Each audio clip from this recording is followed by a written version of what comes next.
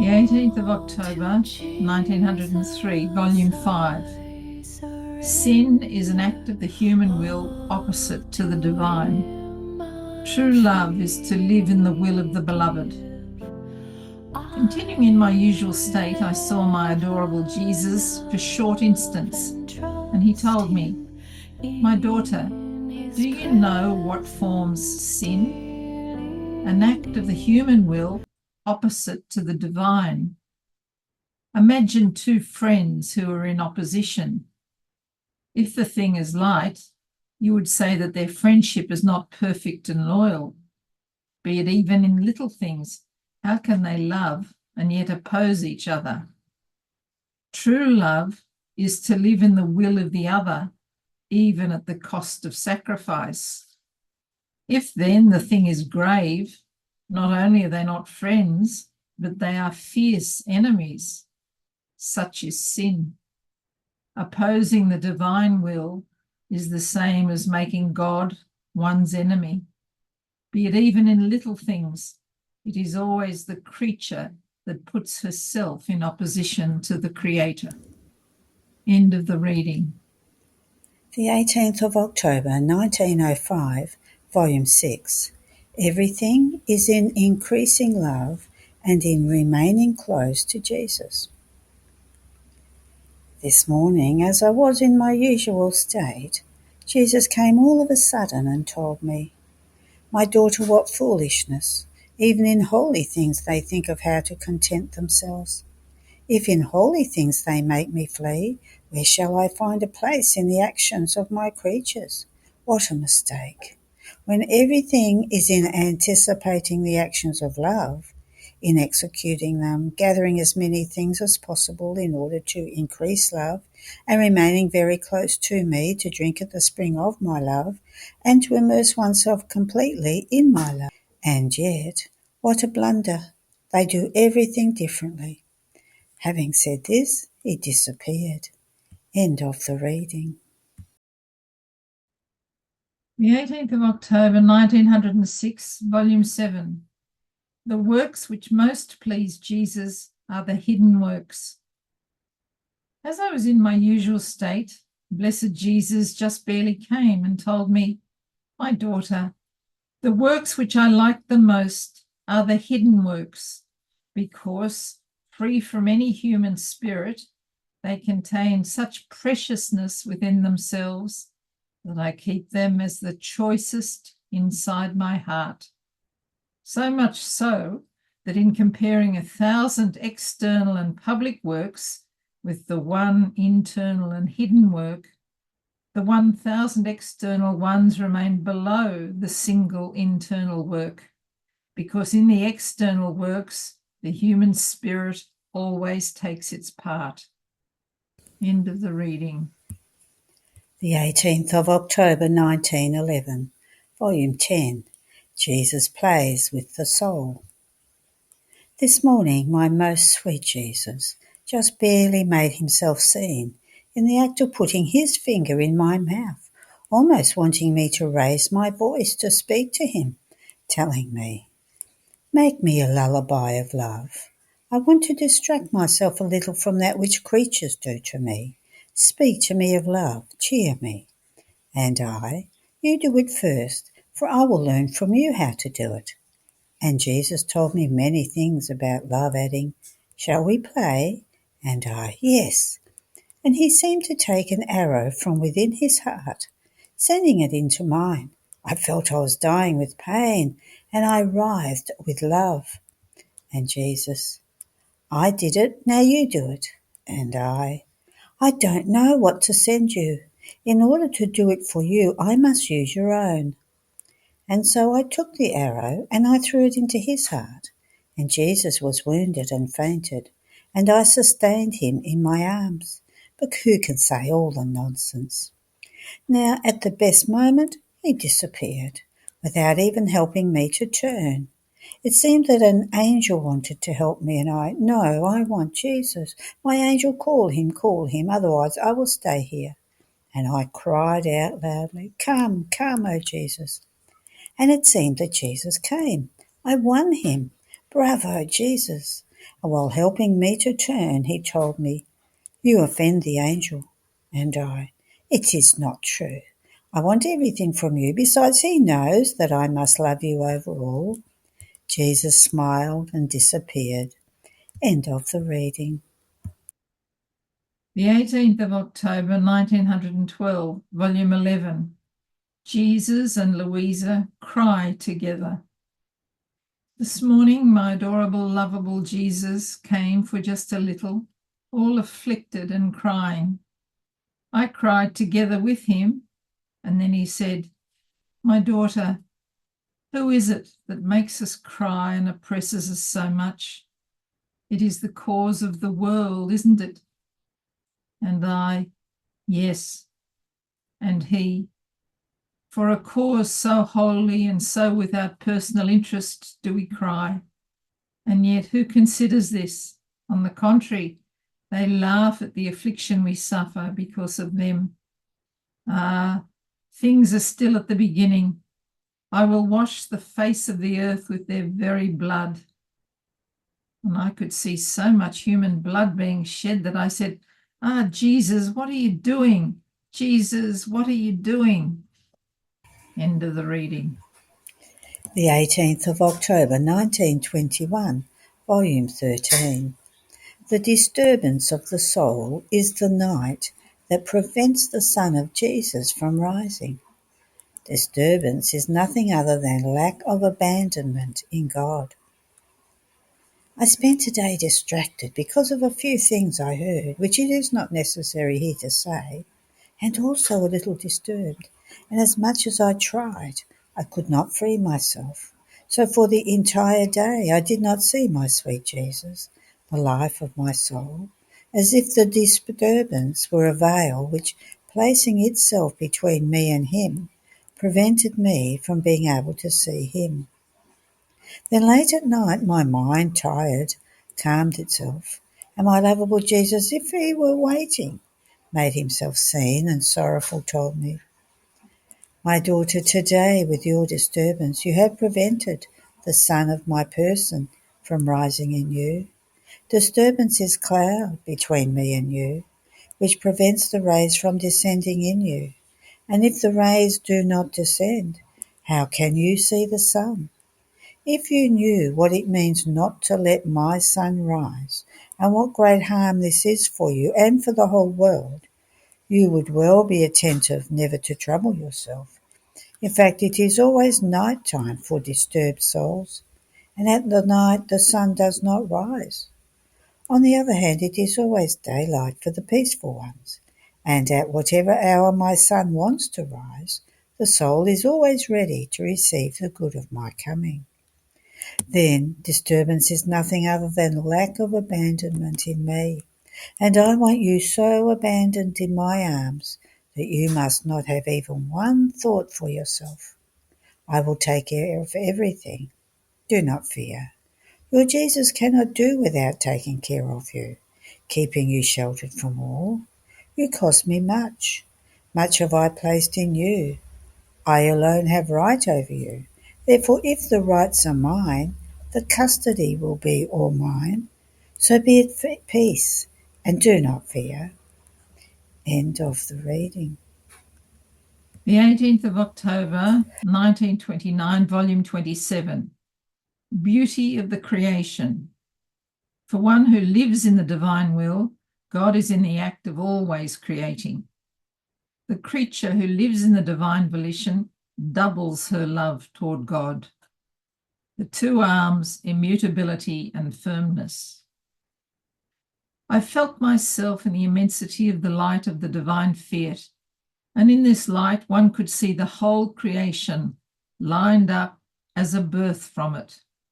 And wanting to delight in its works, it seemed as if it were in the act of creating them and of always making them by preserving them. My lovable Jesus, coming out from within my interior in the act of looking at the creation to glorify himself by means of his works, told me, "My daughter, how beautiful is creation, how it glorifies us, how it magnifies the power of our fiat. It is nothing but one single act of our divine volition, and though many things can be seen, one different from the other, they are nothing but the effects of its single act that never ceases and contains its continuous operating act. And since our act possesses by nature, as its own exclusive property, light, immensity, empire, and multiplicity of innumerable effects, it is no wonder then that as our fiat formed its single act, from it came out immensity of heavens, most refulgent sun, vastness of sea, ruling wind, beauty of flowering species of every kind, and power such that, as if all creation were a light breath, a little feather, it keeps it suspended without any support, enclosed only in its creative strength. Oh, power of my fiat, how insuperable and unreachable you are. Now you must know that only in the soul in whom my divine will reigns, since it reigns in all creation, what the soul does unites itself to the single act that my will does in the creation, to receive the deposit of all the good that was done in it. In fact, this great machine of the universe was done in order to give it to the creature, but to that creature who would let our divine volition reign. It is right that we do not go out of our established purpose, and that the creature recognize and receive our gift. But how to receive it if she is not in our house, that is, in our divine will? She would lack the capacity to receive it and the space in which to contain it. Therefore, only one who possesses my divine will can receive it. My will delights with its single act, as if it were in the act of creating for love of her. It makes her feel its continuous act of creating the heavens, the sun, and everything, and says to her, "See how much I love you. Only for you I continue to create all things. And to receive the requital from you, I must use all your acts as material in order to extend the heavens, as material of light in order to form the sun, and so with all the rest. The more acts you do in my fiat, the more material you administer to me with which to form more beautiful things in you. Therefore, let your flight in my will never stop, and I will take the occasion to always operate in you." After this, I continued my acts in the divine volition, and making all of its acts done in creation and redemption my own, I offered them to the divine majesty as the most beautiful gift I could give it, as requital of my love. And I said to myself, oh, how I would like to have a heaven, a sun, a sea, a flowery earth, and everything that exists, all my own, to be able to give to my Creator my heaven, a sun that would be my own, a sea and a flowering that would all say, I love you, I love you, I adore you. While I was thinking of this, my beloved Jesus, clasping me in his arms, told me, my daughter, for one who lives in our will, everything is her own. Since her will is one with ours, what is ours is hers. Therefore, in all truth, you can say to us, I give you my heaven, my sun, and everything. The love of the creature rises into our love and places itself at our level. In our divine fiat, the creature duplicates our love, our light, our power, happiness, and beauty, and we feel loved not only with our own doubled love, but with powerful love, with love that enraptures us, with love that makes us happy. And seeing ourselves being loved with doubled love on the part of the creature who lives in our will, for love of her, we feel drawn to love all creatures with doubled love. In fact, with the creature in our fiat, her act loses life and she acquires our act as her own. And our act possesses the fount of light, of power, of love, the fount of happiness and beauty, and the soul can double, triple, multiply our founts as much as she wants. And since she is in our will, we let her do it. We give her all the freedom, because what she does remains all in our house. Nothing goes out of our divine and endless boundaries. Therefore, there is no danger that the fount of our goods might receive the slightest harm. So if you remain always in our divine will, what is ours is yours, and you can give us whatever you want as your own. Then I felt afflicted because of many things that is not necessary to say on paper. And my adorable Jesus added, "My daughter, courage. I do not want you to afflict yourself. I want to see in your soul the peace and the joy of the celestial fatherland. I want your very nature to give of the fragrance of the divine will that is all peace and happiness. It would feel uncomfortable in you and as though jeopardized in its light and happiness if perennial peace and happiness is not in you. And then, don't you know that one who lives in my divine fiat forms two arms for herself? One is immutability, the other arm is firmness in operating continuously. With these two arms, she keeps God clasped in such a way that he cannot free himself from the creature. Not only this, but he enjoys her keeping him clasped to herself. Therefore, you have no reason to afflict yourself, whatever the circumstances might be, when you have a God who is all your own. So let your thought be to live in that fear that gave you life, to form life in you, and I will take care of the rest." End of the reading. The 18th of October 1930, Volume 28.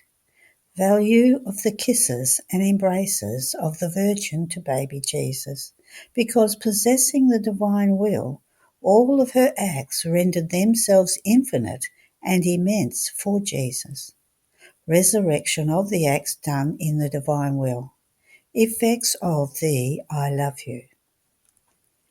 I continue in my usual state, and pausing in the act when the Sovereign Queen gave birth to little baby Jesus, and clasping him to her breast, kissed him and kissed him again, and delighting in him, gave him her most sweet milk.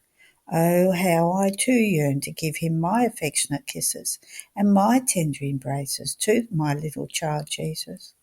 And he, making himself seen in act of receiving them, told me, "Daughter of my volition, all the value of the acts of my celestial mamma was because they came out of the immense womb of my divine will, whose kingdom, whose life she possessed. There was not one motion, act, breath, and heartbeat that was not full of the supreme volition, up to overflowing outside. Her loving kisses that she gave me came out of the fount of it. Her chaste embraces with which she embraced my infantile humanity contained the immensity. In her most pure milk with which she nourished me, as I suckled from her virginal breast, I suckled from the immense breast of my fiat. And in that milk I suckled its infinite joys, its ineffable sweetnesses, the food, the substance, the infantile growth of my humanity from the immense abyss of my divine will. So in her kisses I felt the eternal kiss of my will, that when it does an act never ceases doing it. In her embraces I felt a divine immensity embracing me.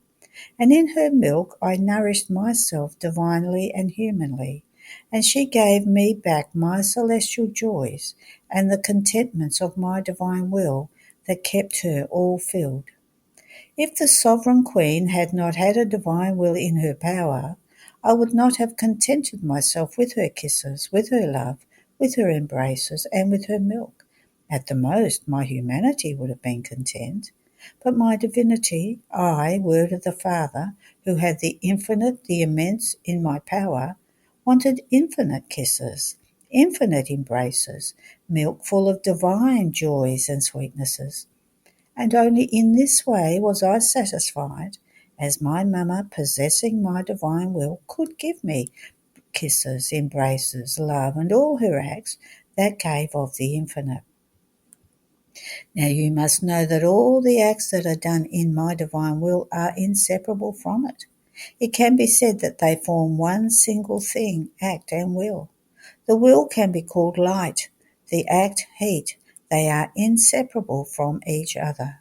So all those who will possess my fiat as life will have in their power all the acts of the celestial Mama, and she had in her power all of their acts in such a way that in her kisses and embraces I felt myself kissed and embraced by all those who were to live in my will, and in them I feel myself being kissed again and embraced by my Mama.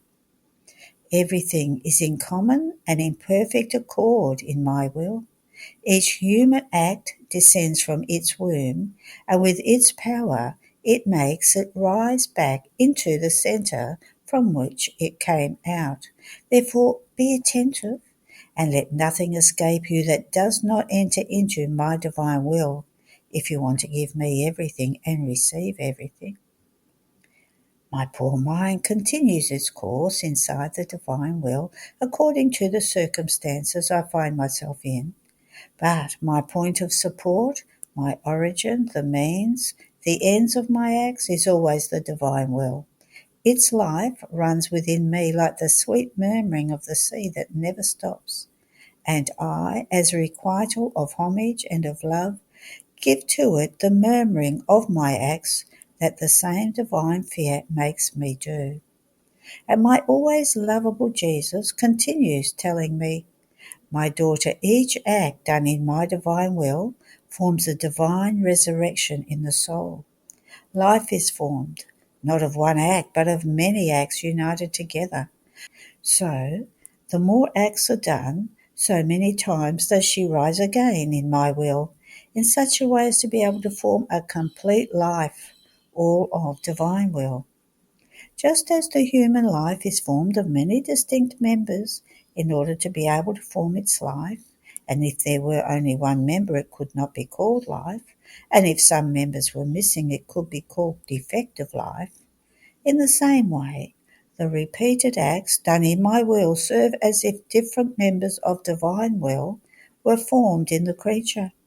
And while they serve to reunite together these acts in order to form the life, they serve to nourish the same life. And since my divine will has no end, the more acts are done in it, the more its divine life grows in the creature. And while this life rises again and grows, the human will receives death from these very acts done in my divine volition. It finds no nourishments with which to nourish itself, and feels itself dying at each act done in my divine will. But what sorrow! As many times as the creature does her will in her acts, so many times does she make mine die in her act.